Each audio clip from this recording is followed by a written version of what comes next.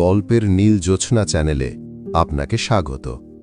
আপনারা শুনছেন গল্পকার রেশমা মারুফের আরবের রাত্রি, মরুভূমির দেশে ভ্রমণ কাহিনী ৩, পর্ব ৭।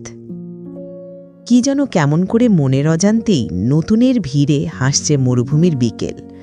বাতায়নে গন্ধবিলানো ফুলের উচ্ছ্বাস নিয়ে মাঝে মাঝেই জীবন থমকে দাঁড়ায় কিছু অশুভ সময়ের পথে।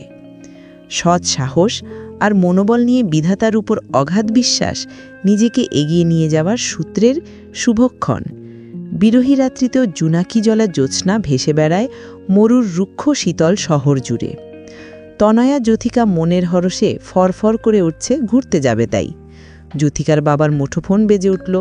ফোনের কল রিসিভ হলো এবং অপর প্রান্তের মানুষের সাথে কথাও হলো। কথা শেষ করে আমাদের উদ্দেশ্যে বলল, চলো, ইনভেস্টর নজরুল ইসলাম খান এসে গেছেন, বাহিরে গাড়িতে অপেক্ষা করছেন। আমার মনের বিভাজিত দ্বিধাদ্বন্দ্ব কাজ করার কথা নয়, কেননা স্বামী সন্তানের সাথে যাচ্ছি, আগন্তুক যতই আমার অপরিচিত হোক না কেন।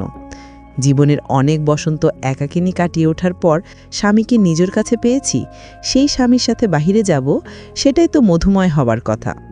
কবি আজ আগে বেরিয়ে যাওয়ার কারণে ঘর বন্ধ করার দায়িত্ব আমাকে নিতে হলো।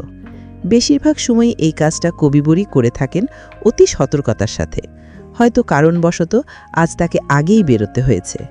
ঘরের লাইট, ফ্যান, কুলার বন্ধ করে দরজা লক করে বাবার মেয়ের পিছনে 1 পা 2 পা ফেলে সামনে এগিয়ে যেতে থাকি। গাড়ি বাসার গেটের সামনেই দাঁড়ানো। জাপানি মিৎসুবিশি ল্যান্ড ক্রুজার গাড়ি, যাহা গাড়ির জগতে এক আভিজাত্যের প্রতীক হিসেবে গণ্য করা হয়। চুপচাপ বাবার মেয়ের পাশে এসে দাঁড়ালাম আর মনে মনে ভাবছি, নতুনদের সাথে পরিচিত হচ্ছি বিভিন্ন উৎসবের মাধ্যমে প্রতিনিয়ত। আজও কোনো নতুনের সাথে কোনো উৎসব উপলক্ষে একটি স্থিরা বাগানবাড়ি সদৃশ ইমারত, যেখানে অনুষ্ঠান হবে, ভাড়া করার জন্য যাচ্ছি। কবি গাড়িতে উঠে বসতে বললেন। জ্যোথিকাকে গাড়ির দরজা খুলে সিটে বসালাম। আমিও এবার গাড়িতে উঠে বসে পড়ি। ইনভেস্টর নজরুল ইসলাম খান নিজেই গাড়ি ড্রাইভিং করছেন, কবি তার পাশের সিটে বসলেন। খান সাহেব কবিদের চেয়ে বয়সে ছোট হবে, কিন্তু কথাবার্তার ধরন দেখে বুঝলাম আন্তরিকতা, শ্রদ্ধা, ভ্রাতৃত্ববোধ এবং বয়োজ্যেষ্ঠের দূরত্ব সব কিছুর মধ্যেই সমীহপনা বিদ্যমান। ভদ্রলোক এবং আমাদের মধ্যে সালাম বিনিময় হলো। জ্যোথিকাকে উদ্দেশ্য করে বললেন, চাচ্চু, তুমি কেমন আছো?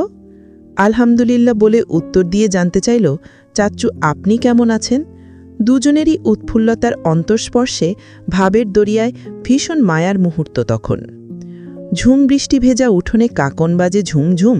ক্লান্তিরা বদলের পথে হেঁটে চলে গোধূলি রং ছড়িয়ে নিস্তব্ধ বিকেলের চিত্তে দিগন্তের ময়ূরাক্ষীরা নিম্নিশিন্দার রাস্তা ধরে এগিয়ে গিয়ে ঠাঁই নেয় পদ্মা নদীর বালুচরে।